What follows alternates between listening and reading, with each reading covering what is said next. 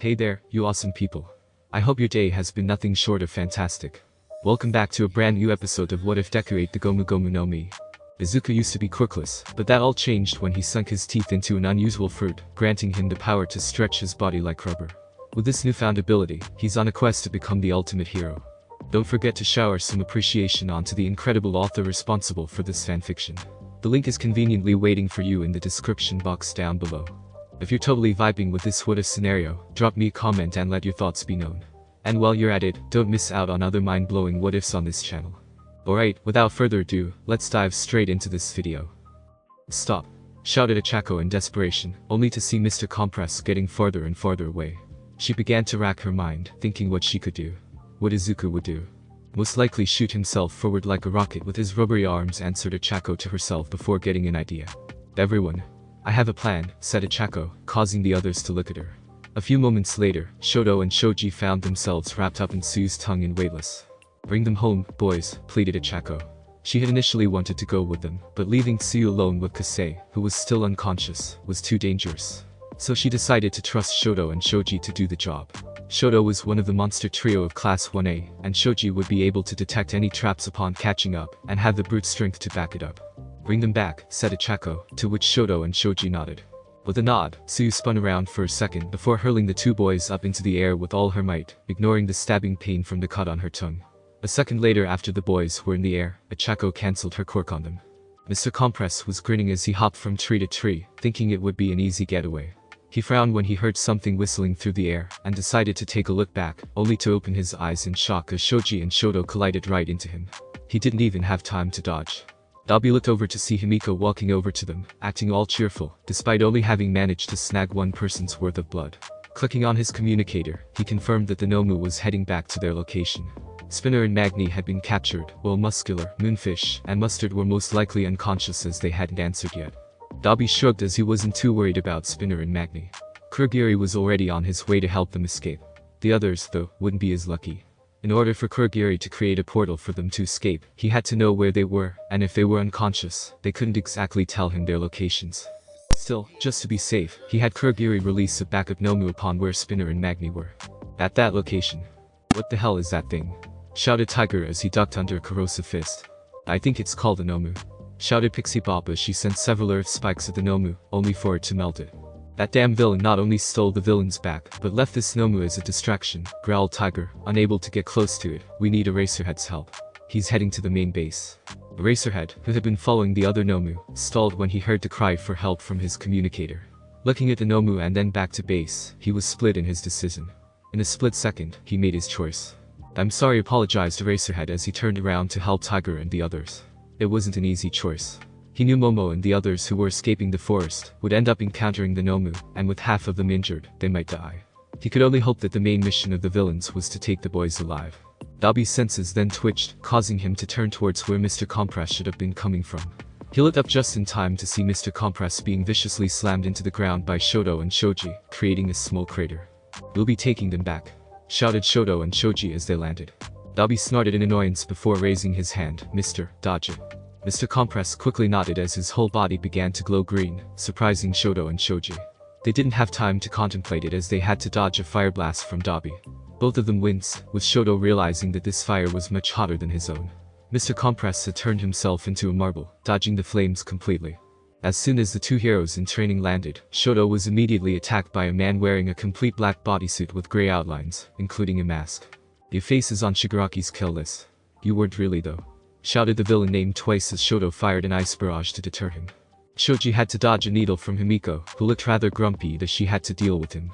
Mr. Compress transformed himself back to his original self, dusting himself off for a bit. Oh, muttered Mr. Compress. I can't believe you flew so far to chase after me. Your ideas are quite outrageous. The targets? Asked Dabi. Of course, righty, started Mr. Compress as he reached into his right pocket, only to notice it was empty, much to his confusion. Todoroki, we're running away, shouted Shoji, causing Shoto to look over in confusion. Based on his reaction, it's made things clear. I don't know what your quirk is, but the way you kept flaunting these things earlier, it's now clear. Shoji pulled out 3 marble pieces that Mr. Compress had been tossing up earlier from his hands before smirking. In your right pocket.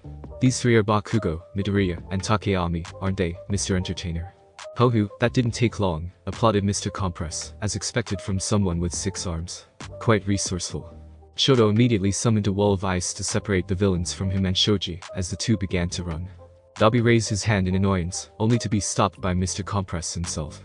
Shoto and Shoji were running when they saw Nomi coming out from the woods, and immediately veered left, only to stop as Kurogiri suddenly appeared before them. Dabi, it's been 5 minutes since the signal. Let us go, said Kurogiri, creating warp portals for the other villains to escape. As the Nomu, Himiko, and Twice went through the portal, Dabi took a step forward towards Shoto and Shoji. Wait, our objective isn't, started Dabi, only for Mr. Compress to start chuckling. Oh, that, drawled Mr. Compress, they seemed so eager to chase me, so I thought I'd give them a present. Drawing Shoji and Shoto's attention, Mr. Compress continued, it's a habit, one of the basics of magic. When I flaunt something, it's because there's something I don't want you to see. A misdirection. With a grin, Mr. Compress removed his mask and stuck out his tongue to reveal 3 marbles. Then, with a snap of his fingers, the marbles Shoji held transformed into shards of ice. My ice? Said Shoto in shock.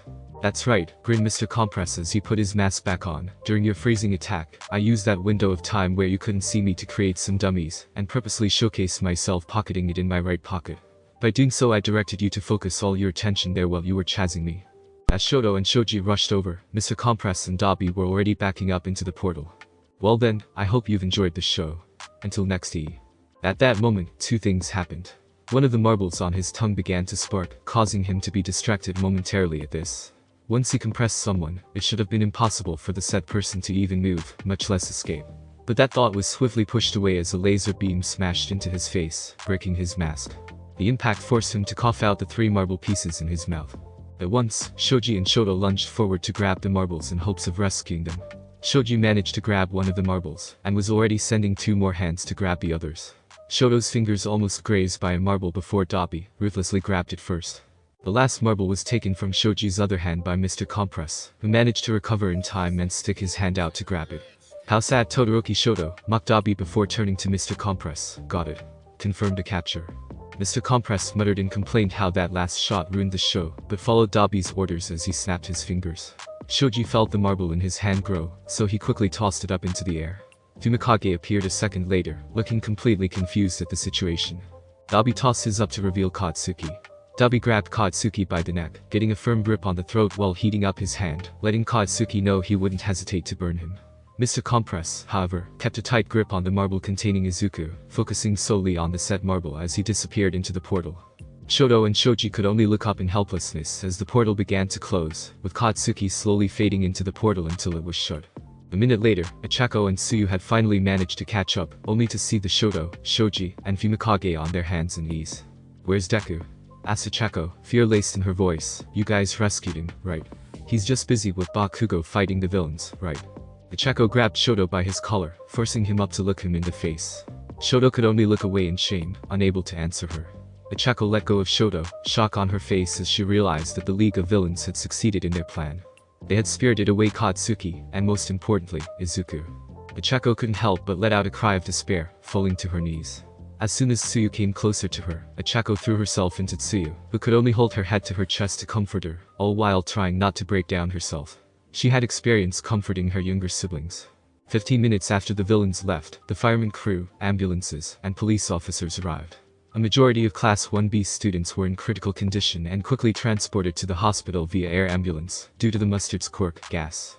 Kyoka and Toru were also transported with them, having been exposed to the gas before they could do anything about it. The only reason there hadn't been more were thanks to Ijiro, Tetsu, Itsuka, and Mina ganging up on Mustard and knocking him unconscious. 12 more students had injuries ranging from minor to severe, and so were placed in regular ambulances after receiving basic first aid. 12 were uninjured. From the pro-heroes supervising the camp, Mandalay had broken rib bones and fractured bones all over her body, while Pixie Bob had a head injury that still needed to be inspected to make sure there weren't any deeper injuries. The main kicker though was that 2 of the brightest students, Izuku and Katsuki, were missing, along with Ragdoll. The only clue the police had was that she had been heavily injured, as there was a blood trail with her blood in it. Though 3 villains had been captured, 2 of which were serial killers that had eluded capture for a long time, it wasn't worth the trade-off. A training camp that was supposed to be held in a secret location that only a select few should know, and yet had still been exposed to villains. This attack showed that not only did the villains know where to strike, but it was clearly premeditated and well coordinated, down to the fact they even knew the schedule. Everyone on the summer camp was transported to another location close to the hospital for checkups and safety purposes. Nezu, after making sure that his students were safe and being cared for, called in an emergency meeting. Toshinori's eyes snapped open when he heard his phone ring with a specific ringtone that signaled for all teachers to assemble ASAP. Gently pushing a naked slumbering Inko off his chest, Toshinori got out of the bed. Taking a quick look over Inko, he smiled as he pulled up the blanket to cover her chest. He had been in relationships and one-night flings before, but none were like Inko. While she was kind and gentle as a person, in bed, she was a wildcat in bed. Toshinori chuckled as he hypothesized that the years of being alone in bed for so long that the dams opened, so to speak. Even upon seeing the horrific scars on his body did not deter Inko. Toshinori scooted over to the side of the bed and grabbed his phone, quickly opening it up to see what was wrong. A second later, Toshinori wished he hadn't read what he just saw. In reflex and anger, he transformed into his All Might persona and crushed his phone. Tashi, mumbled Inko as she rubbed her eyes, hearing the sudden sound. Why are you up in the middle of the night? Toshinori quickly reverted back to his true form, clearing the smoke before standing up to put his underwear on. There's been a situation, claimed Toshinori hastily as he was fully dressed in seconds. I need to go. What's wrong? What's happening? Does it have to deal with heroic worker Yue? Asked Inko quickly, the sleepiness in her eyes quickly vanishing. Toshinori hesitated for a second, unsure what to say before deciding to rip off the bandage and tell her the truth. She would find out sooner or later. Inko, this is hard to tell you, but it's better if you know right now. I just got a call in regards to the UA training camp, said Toshinori as he bent down on his knees. What happened? Was there an accident? Is someone hurt? Asked Inko quickly, her breathing starting to grow erratic. Somehow the location was leaked, and villains struck at the camp, confessed Toshinori, gritting his teeth in preparation for what he was going to say next. Most of the children were unprepared for a gas attack, and some were injured, even though they managed to avoid being gassed. Out of the 41 students that went to the camp, 39 have been accounted for and are still alive. And the other two? Questioned Inko. Who are the two? Toshinori, what are you saying? The two in question are Katsuki Bakugo and your son, Izuku Midoriya, said Toshinori, his hands tightening into a grip. From what we know, they were kidnapped by the villains. Inko froze at that statement, her eyes begging that Toshinori was just playing a cruel prank. When Toshinori looked away, she knew it wasn't a prank and began to wail. Toshinori immediately pulled her into his chest, comforting her while stroking her hair. I promise, I'll do everything in my power to get them back, whispered Toshinori as he finally pulled Inko back. It's not safe for you to be alone. I want you to get to the Bakugo household and stay with them. They should also know about the situation soon. Inko looked up at Toshinori's eyes, wondering what a seriously injured hero trainer like him could do, only to see that he was serious. She remembered that he claimed to work with All Might, the #1 hero himself. So perhaps he could get him to help rescue Izuku. Inko couldn't help nod as she began to get dressed and pack a few days' worth of clothes. Toshinori, after kissing Inko goodbye, stood out on the empty night street, looking up to the sky. With a guttural roar, he punched a lamppost in his true form, denting the metal upon impact. All for one. You'll pay for this, swore Toshinori as he began to prepare to transform to his All Might form and jump to Yue. He stopped when Midnight pulled up next to him in her Ferrari. Nezu sent me to pick you up. He predicted you'd be here, explained Midnight as she popped open the door for Toshinori. He also said he wants you fully rested and prepared. That means no using your real form until it's necessary. Toshinori was about to say that it would be faster if he ran when Midnight interrupted him. Nezu said that also means using it to get to places faster. Yes, it's a critical time right now, but Nezu theorizes that the villains won't do anything to the two boys yet. If it helps, I'm allowed to drive past the speed limit without interference. Toshinori grunted as he got into the vehicle, buckling his seatbelt before giving Midnight a pointed look. Midnight immediately gunned it, drifting into the main road before picking up more speed. So, were you having a good time with your lover? Asked Midnight, trying to break the tension. I see those love high. Midnight, interrupted Toshinori. I'm sorry, but get to the school faster. I'm in no mood for this. Normally, Toshinori would have been flustered by this talk. But when Midnight took a glance at Toshinori's face, she almost froze and crashed. On his face right now was full of darkness and anger, a clear 180 from his usual style. It made him seem like a villain hellbent on destroying anyone in his path. I'm so glad he's a hero, thought Midnight as she swerved around a few cars, increasing her speed as her vehicle flew past a few others. A day later, Izuku slowly opened his eyes, looking up into a white ceiling. Where am I? Thought Izuku as he began to recall what happened.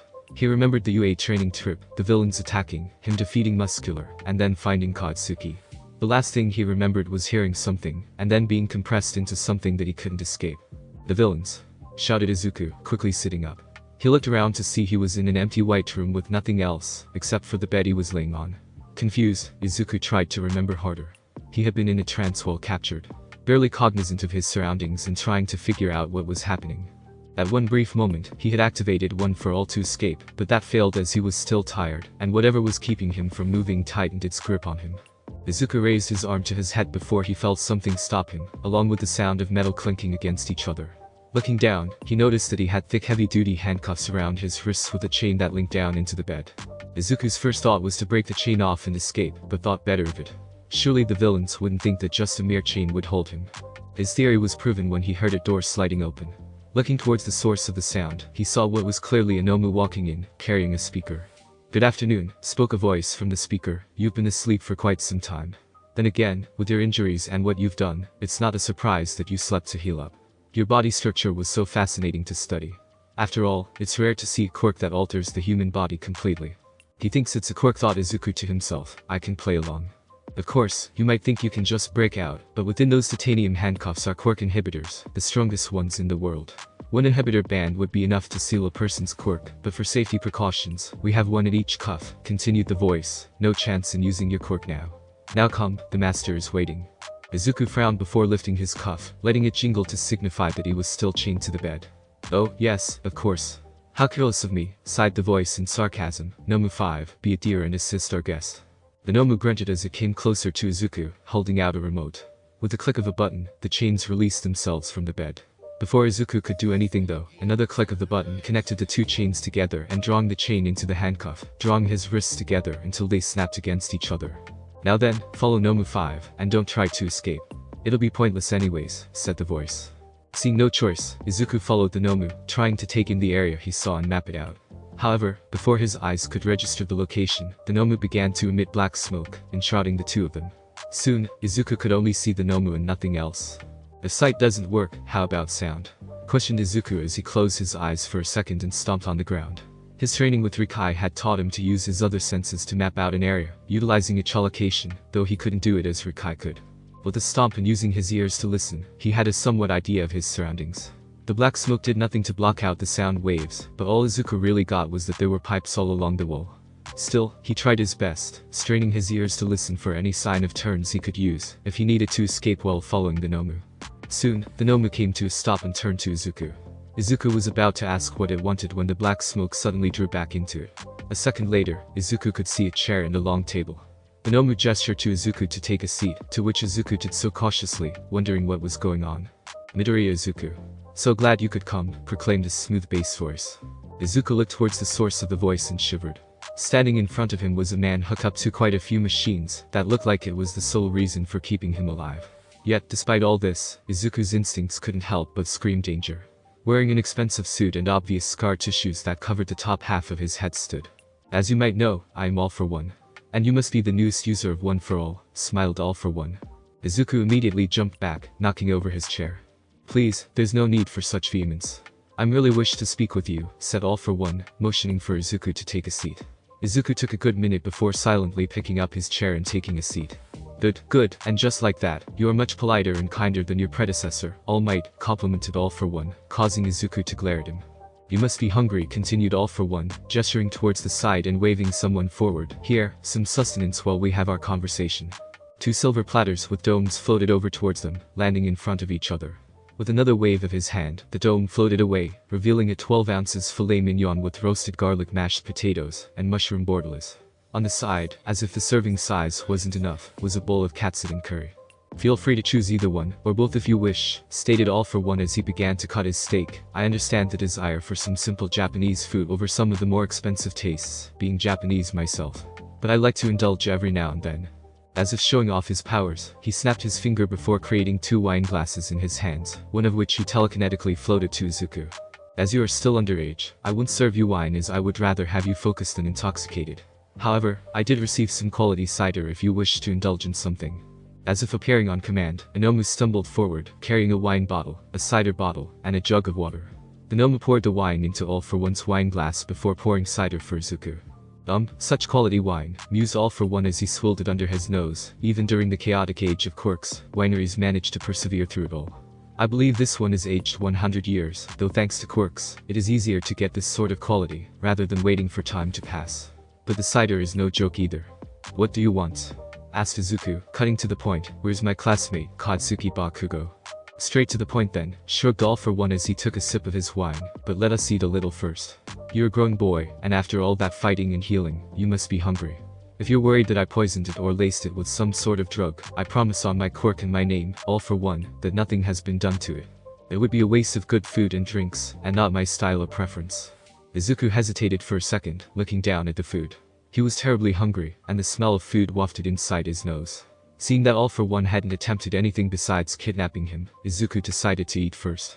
Though, I suppose it would be difficult to eat if you were still chained up, hummed all for one before making another gesture.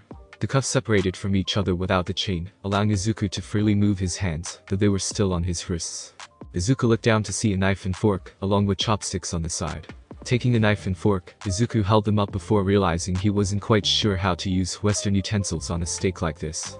The closest he had to something like this was a hamburger steak, and even then, he used chopsticks on it, as if the hamburger steak was something that could be easily cut with said utensils. Hear me, it looks like All Might failed to train his successor on basic etiquette, drawled all for one, or perhaps you've never eaten a Western-style cuisine before like this. Sensing it was the latter, all for one chuckled. It's very simple. Your right hand should hold the knife like this, and your left hand holds the fork. Just follow what I do, and you'll get the hang of it.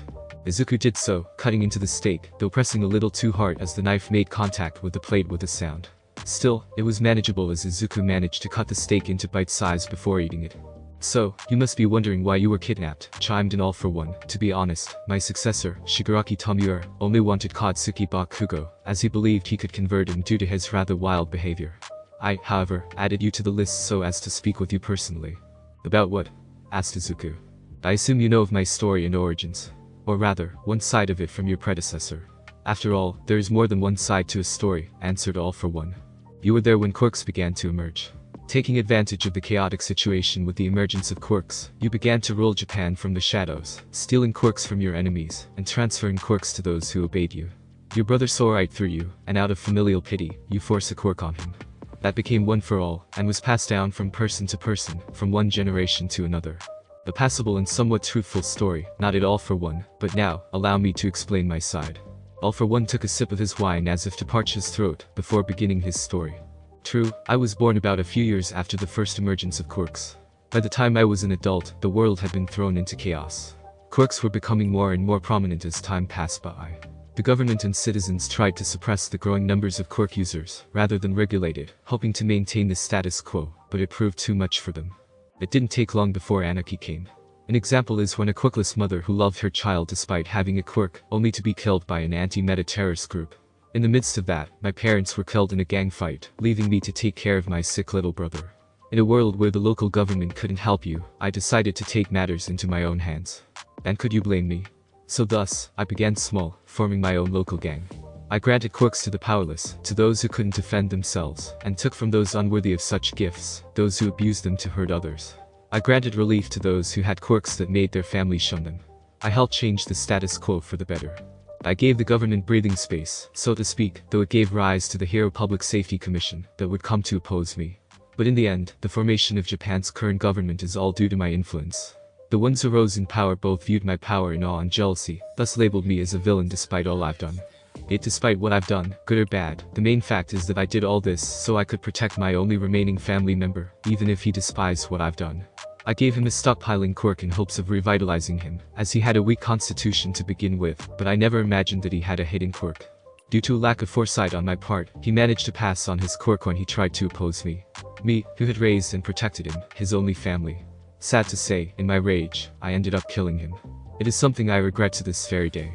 Since then, it has been a cycle of fighting between all for one and one for all. After all for one finished his narrative, silence reigned over the table, while all for one continued to eat as if nothing had happened. So, after knowing both sides of the story, what will you do? I am curious about how this will play out, as I've never been able to actually talk to a user of one for all in a setting like this, hummed all for one. None of the previous users would even allow such a conversation like this to happen. Then again, I've never had the chance to meet one that was this young. What do you hope to gain from this? Asked Izuku, using this question to buy himself some time to think. After hearing that side of the story, he couldn't help but feel pity and respect for all for one. But at the same time, his gut was telling him that all for one wasn't telling him everything either. Why, an alliance of course, smiled All for One, causing Izuku to spit out his food. One for All originated from my family. It should be only fair that I welcome it back to the fold. You seem like a reasonably smart man. Anything that you desire, I can grant you. You'll see in your path, the government will limit you as much as possible. You'll see red tape and bureaucracy all over the place until you're sick of it. But with me, the sky's the limit. If you so desired, I can bring your sperm donor onto his knees, ruin him, and humiliate him. And all you have to do is work with my successor. Together, the two of you will bring about a new age, a new order. And with that, you can influence society as you like. For instance, perhaps you can help those in need, those who are suppressed. Per se, the quirkless population. Those who were the oppressors in the past are now the repressed, which I might say is karma, but the present shouldn't have to suffer for the past sins. You could change that, bring them up to equal standing, unlike today's society where they tend to be looked down upon. Izuku shook his All for One poured out words like honey. He began to theorize that All for One must have dove into his family history and found out about all that. You need not answer now. I realize this is quite a big decision. Seeing as you are done with your food, the Nomu will take you back to your room to leave you to your thoughts. But I do hope you'll give an answer so, said All for One as he waved the Nomu to bring Izuku back to the room. Seeing as the conversation was over, Izuku stood up and left, though not before taking a look at the katsudan curry bowl. Go ahead and take it with you. I've taken your time with my story, chuckled All for One, to which Izuku did. Izuku laid down on the bed, pondering on what All for One had just told him. He was no longer chained up to the bed, but he still had the limiter cuffs on. He didn't dare experiment whether his devil fruit or quirk was still working in case they were keeping a close eye on him. Hope mom's alright, mumbled Izuku as he closed his eyes to take a nap. Izuku opened his eyes once more to see himself in pitch darkness. Wondering where he was now, Izuku looked around. You can't trust him, whispered a voice. Izuku turned around to see the first user of One for All standing there. Quite surprising that I'm standing here and talking to you, but let's ignore that for now. You can't believe what my brother says, insisted the first user. He's a master of the silver tongue, always manipulating others into his own belief, his own cult. He may show that he cares, but in the end, it's always been about him. Never planned to, my gut was telling me that he was manipulating his words towards me, not at Izuku. But, good, sighed the first user in relief, but be careful. It's been almost 2 centuries, and who knows how many quirks he's taken, even if he did lose his fight against the 8th wielder. I wouldn't be surprised if he has a quirk that can hypnotize people via words or air. Speaking of which, can One for All be stolen by All for One? Asked Izuku. By his usual ways, no. One for All can only be willingly transferred to another host. However, he has had years to think about this. So far, he killed me and 6 others who had One for All. His loss against the 8th wielder may have made him change his mind and ways about fighting against this quirk.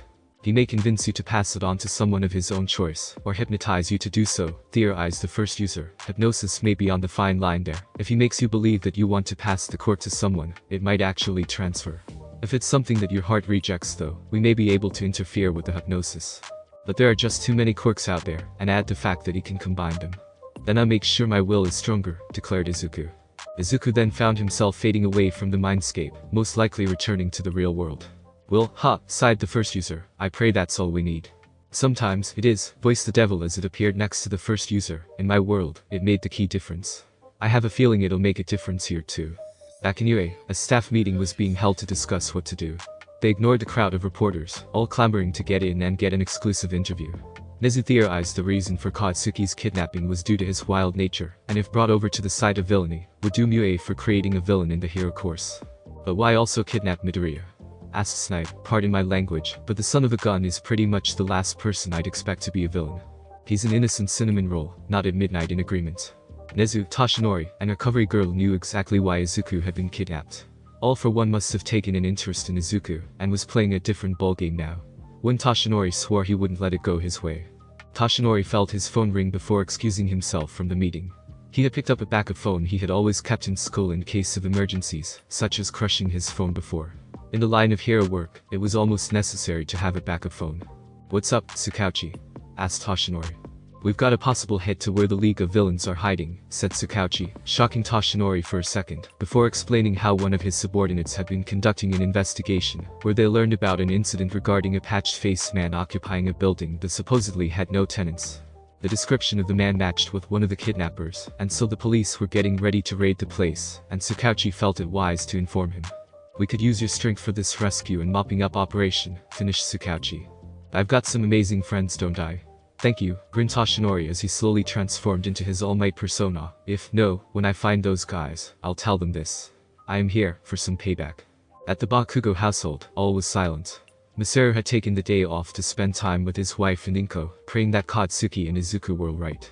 When Inko suddenly called with the news, begging for some company in this dark time, they instantly welcomed her inside. You two want something to eat? Asked Masaru. We can't just mope here. Mitsuki and Inko were unresponsive, forcing Masaru to sigh before dragging himself to make something light to eat. Truth be told, he didn't want to do anything except mope, but he had to do something, otherwise, he would have gone crazy. Without even thinking, Masaru was popping in some frozen jalapeno potato poppers in the oven, and heating up some pork cutlets, before realizing just what he was cooking. With a sigh, he slowly took the food back into the freezer before grabbing something light for them all to snack on. Upon setting the dish on the table, Inko's phone began to ring. Quickly picking up in hope it was Izuku, she slumped as she saw it was only Toshinori. Still, she answered. We have a hit where the boys could be, said Toshinori, causing Inko to quickly sit straight again in hope. Quickly pressing the loudspeaker option on her phone, the police found where the hideout could be, and will be raiding it soon. Not only that, but apparently one of the students placed a tracker on one of the attackers. We're on our way to get more information. But look, we'll have the boys home in no time. Mitsuki couldn't help but start crying tears of joy at hearing progress on the missing boys. While Masaru went to comfort Mitsuki, Inko quickly put the phone off speaker and held it up to her ear. Thank you. Thank you so much, cried Inko as she tried to stifle her tears. It's my duty, replied Toshinori as he sat down, closing his eyes. In this next fight, it was most likely he would have to fight All for One once more. Despite the life-threatening injury he had given to All for One, Toshinori suspected he had stolen more quirks to help with the injury. Who knows what other quirks he had taken over the years, too. This time, he might be the one to perish. If he was to do so, he wanted to leave no regrets. That meant also letting Inko know who he truly was. Inko, started Toshinori, only to falter. Yes? Asked Inko. I'll do my best to make sure the boys get home safe, sighed Toshinori, backing out on his confession.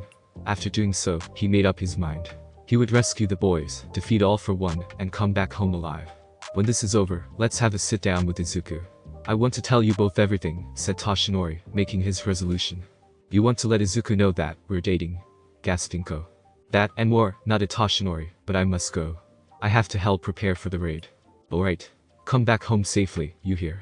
Ordered Inko, to which Toshinori grunted in reply before hanging up. Please, keep my boys safe, prayed Inko.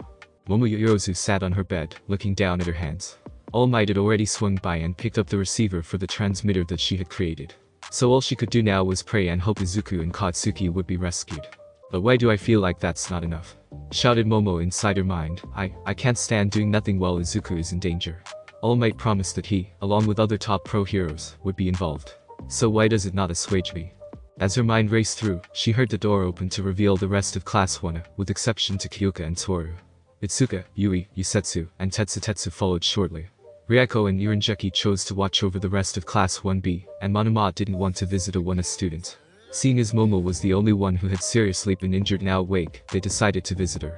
Hope you're doing better, said Ichako as she grabbed a chair to sit near Momo, automatically grabbing an apple slice, and offering it to Momo to eat. Is everyone here? Asked Momo, accepting the apple slice, but just nibbling on it for now. No, Jiro and Hakagura are still unconscious from the villain's gas, as well as the majority of 1B. Only the ones here as well as Yanagai, Shota, and Monoma managed to escape harm. Monoma and Shinso were already safely in the building due to remedial class, so they were fine. We, excluding you, make up to 13 for 1A, while Itsuka and the others make up for 7 from 1B that weren't seriously injured. Ichako had to bite her bottom lip to prevent herself from crying as she was reminded once more that Izuku wasn't here. Bakugo and Midoriya are gone, Shoto bluntly reminded them all, causing Mina to wince at Shoto's straightforward attitude. Especially when she knew 4 of the girls here were in a secret relationship with Izuku. Who knows how heartbreaking it was for them right now. That's why we should go rescue them, declared Ijiro, shocking everyone in the room. Truth be told, Todoroki and I were here yesterday. We heard you tell All Might that you had a way swelled the tracker into one of the villains, and made a receiver to track it down.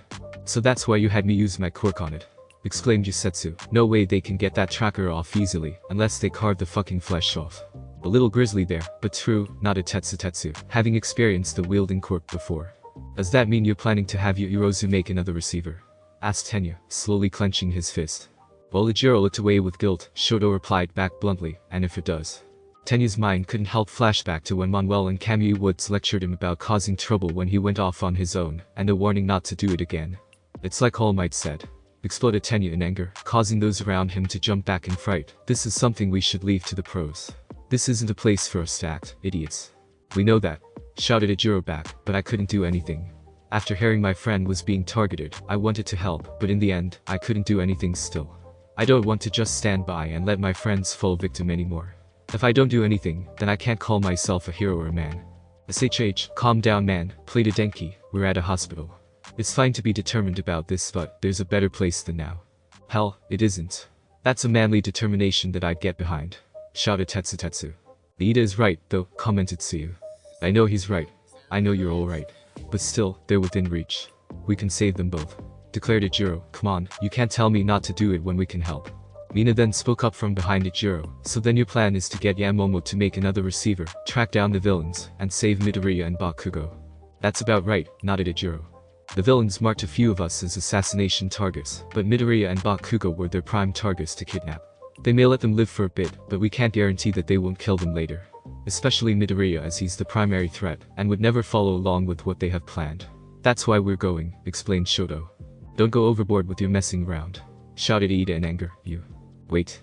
Calm down, interrupted Shoji, putting his injured arm forward to stop Ida, while Yui put her hand on his shoulder to calm him down. I understand Kirishima's frustrations of not being able to do anything, and Todoroki's frustration of having them stolen in front of his very eyes. I'm frustrated too, but this isn't a situation where we can just act upon our emotions. Let's just leave it to All Might, commented Yuga, inserting his thoughts in. We don't have permission to use our quirks from the training camp anymore. Aoyama's right, nodded Fumikage before sighing, though I can't really say much about this, since I was one of the ones that needed to be rescued and got lucky. Yay, All Might and the others can surely deal with this, nodded Yusetsu. But started both Tetsu and Ijiro until Tsuyu cleared her throat. Everyone, we're all shocked from Bakugo and Izuku's kidnapping, but we need to think about this calmly. No matter how noble or just the intentions are, if you're saying you'll fight again while breaking the rules, those actions are no different from those of villains, said Tsuyu. Though as she said this, she could feel her heart tearing up inside at this statement. Her brain may have rationalized this, but she wanted nothing more than to help Izuku escape. She was placing her faith that All Might and the others would rescue the boys, and that if they tried anything, they might interfere, or worse, become extra hostages for the villains to use. I'm going, stated Ichako, forcing them all to look over to her. If it was any one of us that had been kidnapped, and there was a chance to rescue us, Deku wouldn't hesitate. It's only fair that we return the favor. At this, Tenya couldn't help remembering Izuku's words this time, back during the fight against Stain. I can't run away, not knowing if I could have saved them. Like All Might said, meddling when you don't need to is the essence of being a hero. But this is a totally different situation, thought Tenya, shaking his head to rid himself of such thoughts before pushing forward. That doesn't make it right. If you act out now, then you. The loud clapping noise stopped any arguments from continuing, all from the source of Itsuka's enlarged hands. Let's not get too carried away now, said Itsuka, otherwise, we might get kicked out.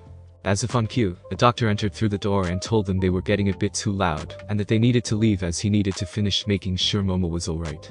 As most of them began to leave, Tenya's ears picked up Ijiro's last-minute words to Momo, saying that they planned to do it tonight. Later at night, Ijiro and Shoto stood at the entrance of the hospital, waiting for Momo. To be honest, the plan could only go through if Momo agreed to it. They soon had their answer when Momo walked out of the hospital entrance, her face resolute. Much to their surprise, Itsuka and Ichako were with her. Well, more to Shoto's surprise. Ijiro knew about the secret relationship between the girls and Izuku, and knew it would play an influence, but kept it quiet. Your decision? Asked Shoto to the group in general. We're in, replied Momo, already creating a receiver to track the transmitter. Before they could leave, though, Tenya stepped forward into the light, his face set. You are set on this course? Asked Tenya once more. We are, nodded Shoto, along with the others. Tenya gritted his teeth, taking a deep breath before continuing.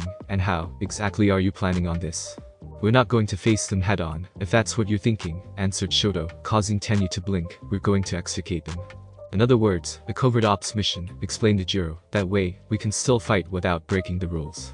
I see, sighed Tenya before setting his eyes forward. Then I'm coming with you. The group blinked in surprise, while Tenya continued forward with his explanation, simply, well, I don't agree with your actions. I want to save Midoriya too.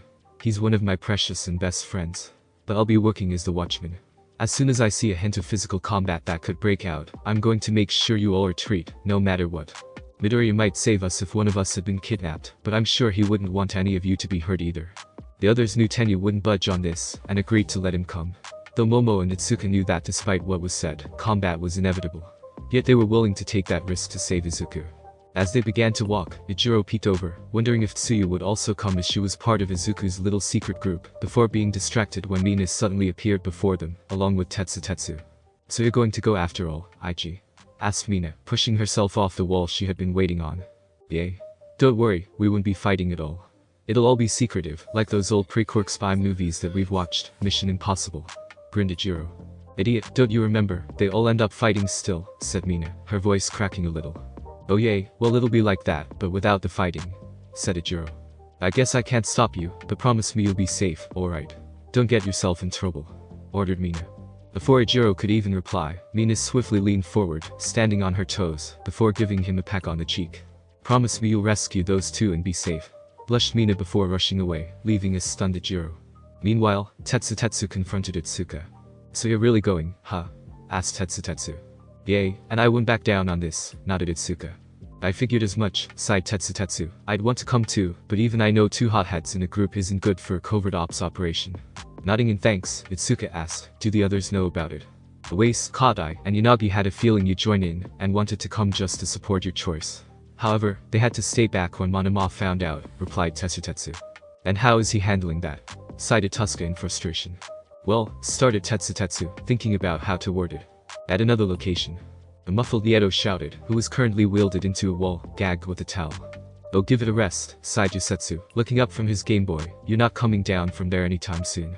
Yusetsu, Ryako, and Yui were currently at Yui's house, as it was the closest to the hospital and the biggest one, thanks to Yui's parents being a successful military officer and actress.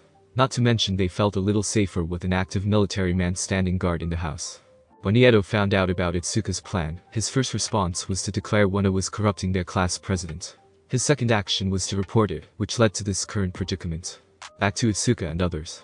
Let's just say he's having a little trouble coping with that idea, and needs some time to think about it, ended Tetsu. Itsuka remained silent for a bit before giving Tetsu a deadpan glare. Oase wielded Monoma to a wall. Oase wielded Monoma to a wall, confirmed Tetsu sheepishly. "Anyways, good luck rescuing your boyfriend." Itsuka froze at that statement, causing Tetsu to chuckle. "Come on, I'm not that oblivious, unlike Monoma. That, and Kirishima may have accidentally said something while we were hanging out. Though I'm still not too sure about the other girls that stick close to your boyfriend, but I get a feeling that if Monoma realized the truth, he'd explode." With that statement, Tetsu walked away, leaving a blushing Itsuka. "The coordinates indicate the tracker is a Kamino ward, Yokohama City in the Kanagawa Prefecture," said Momo as she looked down on her receiver. "As the group arrived at the train station, we'll need to purchase a high-speed bullet train ticket to get there fast." "Luckily, I already brought us all tickets," chimed in Melissa, holding up the tickets. "We should get going." "Yay, let's go," nodded Shoto as the group walked forward towards the station until... "Wait, when did you get here?" shouted Itsuka in surprise. "And how did you know where we were going?" asked Chako. Melissa smirked as she created an ear on her hand. "I came to the hospital to see if Momo was alright. When I saw your classmates all enter in, I felt like it was wrong for me to intrude. But I was too curious, so I sprouted some ears near the door and overheard everything. As soon as I knew that Uncle had a receiver, I may have taken a peek at where it was transmitting. I'm not going to be left out on this, and you need adult supervision at the least. We're not going to be able to convince you to not come, are we?" sighed Tenya. "No, but if it helps, since I can sprout body parts on walls, I'm the perfect reconnaissance member for this. I can create eyes and ears to see and listen without being noticed. I've been working on my quirk," declared Melissa. With time running shorter, the group decided to push forward, purchasing some bentos for the train right ahead. "So, how come you weren't trying hard to stop this plan, Iida?" asked Chako. "I was sure you'd be totally trying to force us to back down." "That was the original plan, but I had some time to reflect on it," replied Tenya. "I still am against it, but I can see it from your point of view, where you would want to save Midoriya. He's also my friend, and I want to save him just as much as you do, but I still think the pros should handle it. However, you're right when you said he'd help any of us out if we had been the ones kidnapped without hesitation. How can I be his friend if I don't take that same step?" While the other applauded Tenya's open-mindedness, he couldn't help thinking back right after leaving Momo's hospital room. Flashback. How could they be so stubborn? Hissed Tenya to himself. Doesn't Todoroki realize the consequences of his choice? He lectured me about my recklessness before, and now he's doing it. He had a special part in Omi thanks to the circumstances. Why would he risk it again? Just because his father is the number 2 hero, he thinks he can pull some strings. I'll set him straight. Tenya's self-rant was interrupted when Yui suddenly pulled him down onto a padded chair next to her. Before Tenya could do anything, Yui pushed Tenya's head down onto her lap. "Kadai-sen. what are you doing? This is highly inappropriate. Blushed Tenya. SHHH, just listen, alright. And I thought I told you to call me by my first name, Yui, said Yui calmly without even blushing. You're just as frustrated about this situation, aren't you? I am, replied Tenya.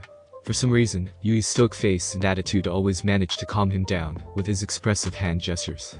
When Todoroki and Kirishima mentioned the rescue attempt, were you tempted to join before your logical side kicked in? Asked Yui. I was, admitted Tenya, but we can't be irrational about this. This means breaking a lot of rules. If they act, they're no better than vigilantes. Are all vigilantes bad? Asked Yui calmly. Tenya's first reaction was to say yes, but he suddenly remembered a few of his brother's stories about how he knew a vigilante named the Crawler that he considered an ally, and never attempted to arrest him.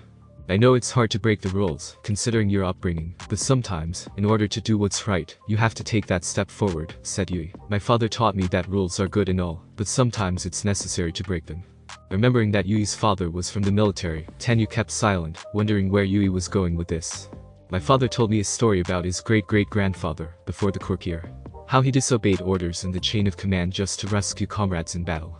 He was punished and was about to be dishonorably discharged at first, until his comrades spoke up in his defense. It was later found that the commander in charge of his unit screwed up. But my father told me that he never regretted saving his comrades, and that if he had followed orders and let them die, he would have regretted it for the rest of his life. So in short, if you don't follow your heart, will you regret it?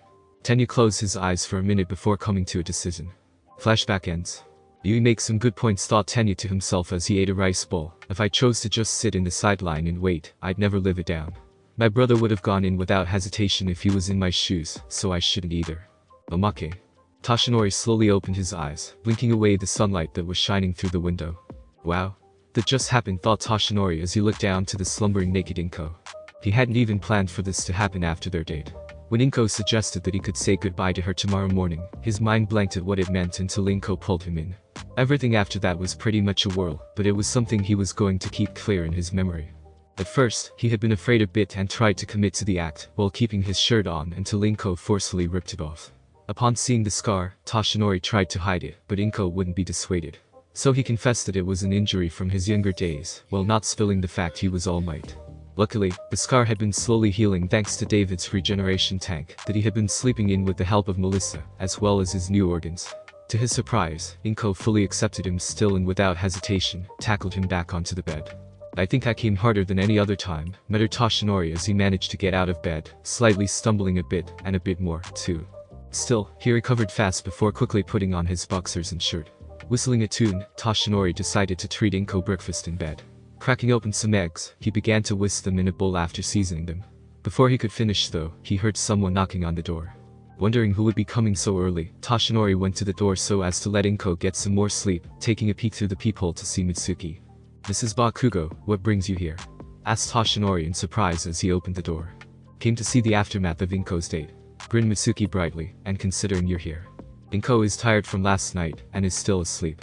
You should let her get a rest, chided Toshinori. Ho, that means you kept her up all night long, didn't you? Grinned Mitsuki, must have been hours and hours of fun. Toshinori blushed at that implication, throwing him off guard enough for Mitsuki to barge through the door, and walk directly to where Inko usually slept. I must insist that you don't disturb her, said Toshinori as he closed the door to chase after Mitsuki, but alas, it was too late. Woohoo, she's naked. She got laid hard, laughed Mitsuki. Thanks for listening. I do hope you enjoyed. If you want the next part of this video, like, subscribe and comment down below, and turn on the bell notification. And also check out other videos that I have created and enjoy. See you in the next video. Peace.